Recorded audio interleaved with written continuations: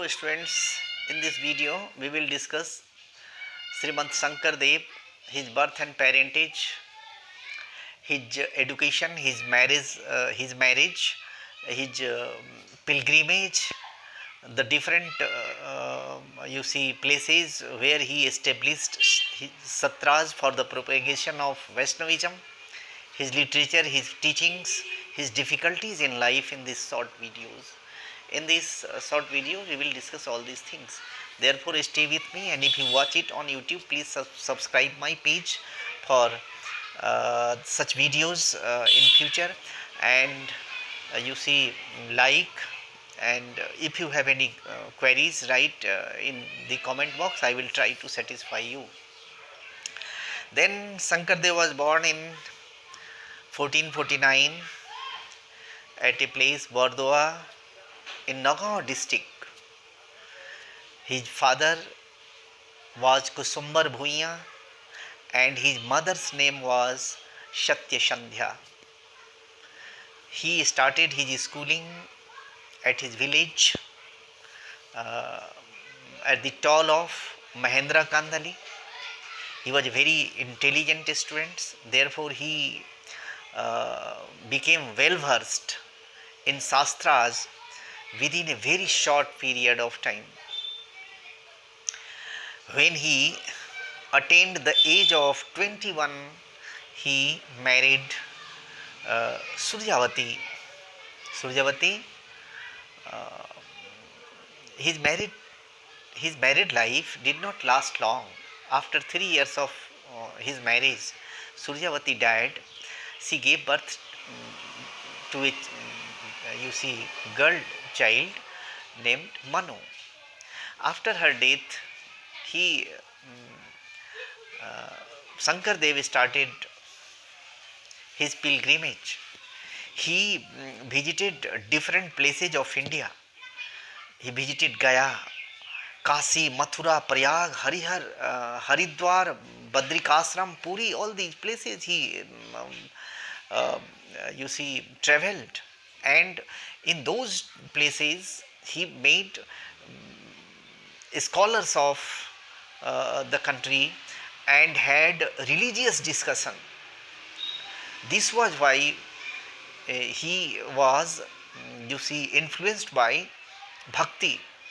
Essence of bhakti he understood when he traveled around these places, religious places, pilgrims. Next, then he came back to Assam and he started preaching bhakti and social reformation also. He started in this state. He established one satra. Satra means a center of religious discussion, and he established one satra there at Bordoa in his village, and he started preaching his neighbors. But this place was not safe for him. Frequently, the Kachari raided this place, attacked this place. Therefore, he left this place and came to Gangmao. Gangmao, he came in 1496. There he established a satra and stayed there for 7 years. After that, he went to Majuli, the river island, the biggest river island that time of the world. He established a satra at Dhuahat, where he met his most valued disciple, Srimant Madhav Dev. Madhav Dev, before meeting him, was a Shakta, a staunch Shakta. But after religious discussion with Srimant Shankar Dev, he changed his outlook and became a devoted Vaishnava, started following. Then presence of these two great scholars, these two great saints on the Majuli island created an uncanny atmosphere. Where one could smell only Vaishnavism. A rational Vaishnava society was formed there. It was a stern blow on the Brahmanical ritualism. Therefore, some people poisoned the ear of the then king Suhungmung Dhingiya Raja and against Sankardev.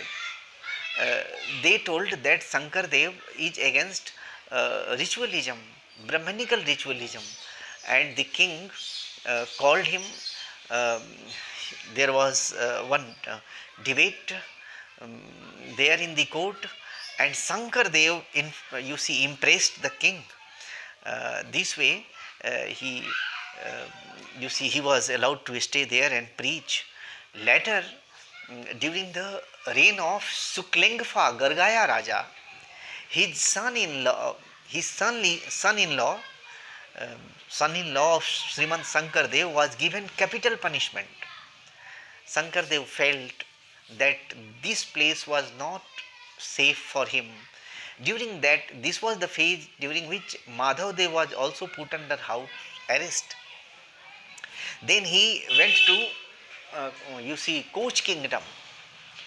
There he fled to Koch kingdom and established one satra at Patbausi near Barpeta and started preaching there. There also some people came forward and poisoned, you see, Nar Narayan's ear against him. But there also he showed his strength of scholarship, his wisdom, his essence of bhakti won over the king Naranarayan, and his brother also Chilarai also was greatly influenced, you see, impressed by him. Later, one you see, image of Madan Mohan was established by King Naranarayan. This way, he started preaching his Exarania Vaishnavism there at, you see, Patbausi, Barpeta in Koch kingdom, and then this way he struggled there. And now you see his tenets, there is only one God, as all the bhakti leaders say that there is only one God. Sankardev also had faith and said that there is only one supreme God. People should worship him by chanting his name. There is no need for making sacrifices and offering sacrifices for God. There is no religion, you see, there is no casteism in the temple of God. This is his preaching. One can find God if he had, you see, pure thirst for him. Chanting his name will enable a person to reach God, and this is the essence of bhakti he taught. There is no caste system in the temple of God.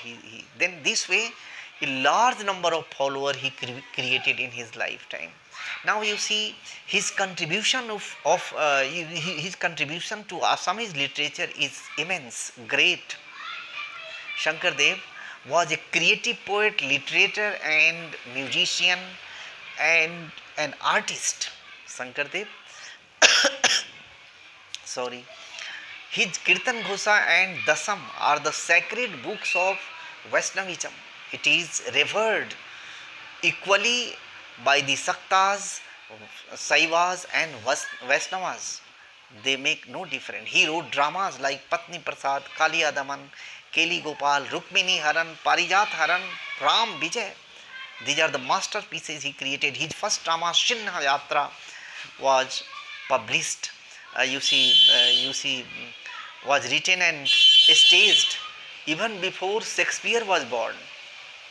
And you see, he organized theatrical performances, bhavanas, and through these bhavanas he spread his religion, Exarania, Vaishnavism, Nama, Dharma. This way, Sankardev, you see, proved to be one of the greatest leaders of Bhakti movement. It was he who, you see, did cultural assimilation of Northeast. This is why we remembered him. We remember him forever. He was great. He was great. He was great.